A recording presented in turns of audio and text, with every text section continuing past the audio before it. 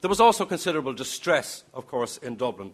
And again, this is connected to what Jonathan Swift had originally observed in the 18th century.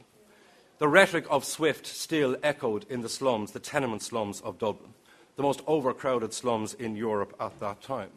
Dublin was, in many respects, a happy city at ease with itself, but it was also a harsh, difficult, and in many respects, judgmental city as well.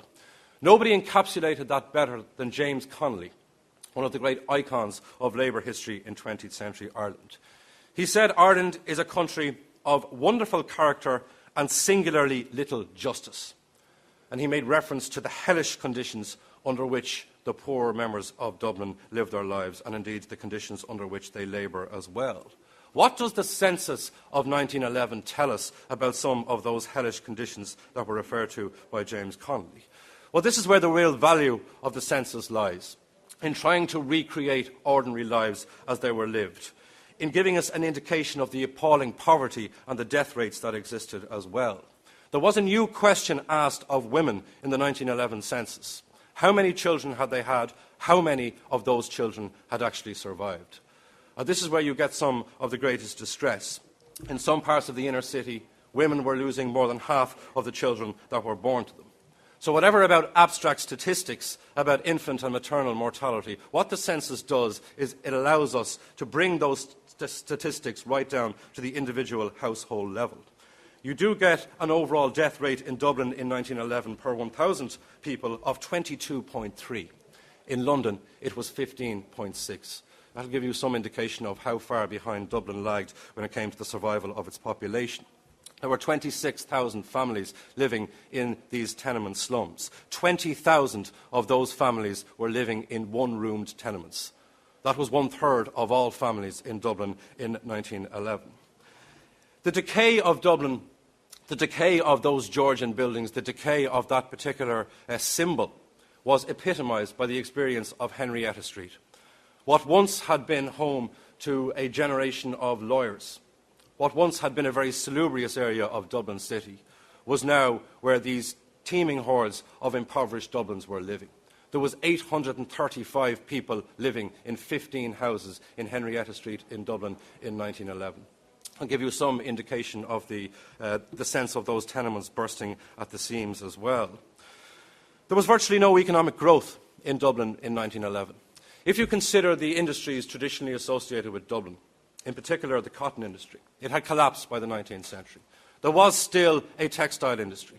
There was still a very active looms within the Liberties area of Dublin in particular, about 200 of those looms at that stage in 1911. There's a wonderful story that was written by James Joyce called An Encounter, which looks at the experience of two boys who were mitching from school in the early 20th century. And they talk about the spectacle of Dublin's commerce and drinking that spectacle in. They talked about the Guinness barges, the loading of kegs of Guinness. They talk about the brown fishing fleets in Ringsend.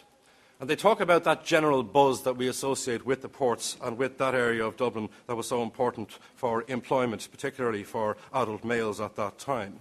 But in pleasing themselves with the spectacle of Dublin commerce, there's also a sense that things are about to change. The idea that there was trouble looming. The idea that unemployment was a persistent problem despite some of these well-known employers like Guinness and also like the Jacobs biscuit factory in Dublin, which actually employed 3,000 people, a very significant employer in Dublin in 1911. And you get an idea of what is coming down the tracks. If you look at the census returns for 1911, you can see the extent of unemployment. You can see the reliance of many individuals on labour that is seasonal, that is broken, that is casual. Many of the adult males were earning about 18 shillings a week through this work if they were lucky enough to get it. It's estimated 24,000 adult males in Dublin were trying to rely on that seasonal work for 18 shillings a week in 1911. It did lead to an awful lot of disenchantment. It did lead to the rise of Irish trade unions as well. And we will forever associate trade unions and the rise of trade unions with Dublin early in the 20th century. There were significant strikes, for example, in the year of the census 1911. There were strikes by the bakers. There were strikes by the railway workers. They were defeated. They were just a precursor for what was going to happen in 1913, the famous Dublin lockout. the most famous industrial dispute, workers' dispute of 20th century Ireland.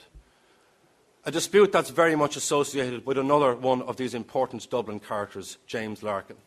And James Larkin, despite the defeat of the workers in 1913 by their employers, by William Martin Murphy in particular, his memory did live on, his legacy lived on.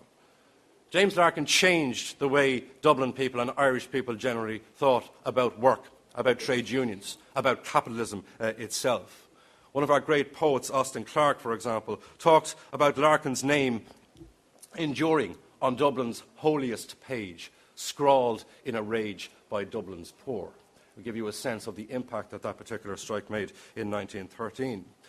Now, we need to be careful not to exaggerate the misery and the suffering as well, because there were things about Dublin in 1911 that were very positive. We need to be careful not to overuse perhaps the word stagnation. There was a lot of progress made with regard to water, with regard to sanitation, with regard to electricity. There were some very impressive public transport systems. I mentioned the trams earlier on. The move from the horse-drawn trams to the electrified trams made Dublin a very vibrant city in many ways. There were 330 trams in Dublin in 1911. They ran for 60 miles of road around the city. It's a very stirring sight, if you were in Dublin in the early 20th century, to see, after the theatres had closed, the crowds coming out, gathering around Nelson's Pillar, one of those monuments in Dublin in the early 20th century, waiting to go home, and the activity of the trams along the various lines at that stage. There's also a sense of a vibrant city when you look at education. When you look at the growing education of girls in particular, the Dominican convent on Eccles Street being an example of that. A very impressive network of libraries, with, at its core, the National Library of Ireland, a very demonstrative and stunning building as well. There's also the names you will find in the census returns of those who are going to become or already were key players in many of the political and social movements of early 20th century Ireland. Eamon de Valera, who Leah mentioned in her introduction. Patrick Pearse, who became associated with the 1916 Rising. Arthur Griffith, the founder of the Sinn Féin movement in the early 20th century. Sean O'Casey, the great Irish playwright and labour activist. Many of these are demanding that things be done differently in early 20th century Ireland. Nobody could have predicted the kind of prominence, perhaps, that they would achieve in the following couple of years, but it's quite clear from the census returns that the principal players were in place, and we know exactly, of course, where they were placed as a result of the census returns. There were also things that didn't change. There were still high levels of public drunkenness. This comment about the extravagant drunkenness of the sturdy poor could equally be applied to the early 20th century as it could be to the 18th century.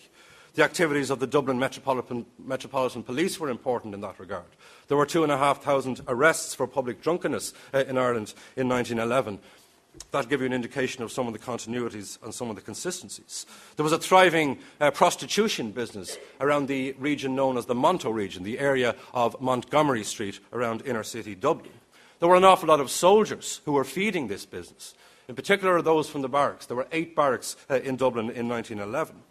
We can learn an awful lot more from about these events from oral historians as well as literature, which gives you an idea of the way in which the census returns can be used and combined with other sources to create a much more vivid picture of life in early 20th century Dublin.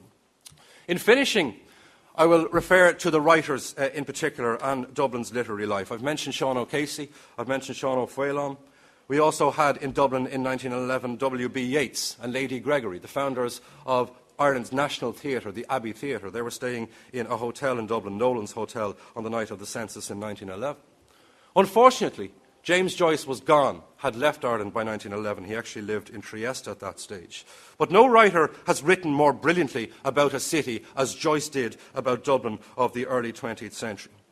He famously said that when he died, Dublin would be written in his heart, despite his self-imposed exile. He also suggested that if Dublin was destroyed by some catastrophe, that you would be able to rebuild the city brick by using Ulysses as a blueprint to rebuild the city. In other words, if you want to understand James Joyce, you have to try and understand Dublin. That's as good a reason as any to try and to get to know the history of the city. And that task is made much easier, much more fascinating and much more stimulating by these census returns of 1911. Thank you.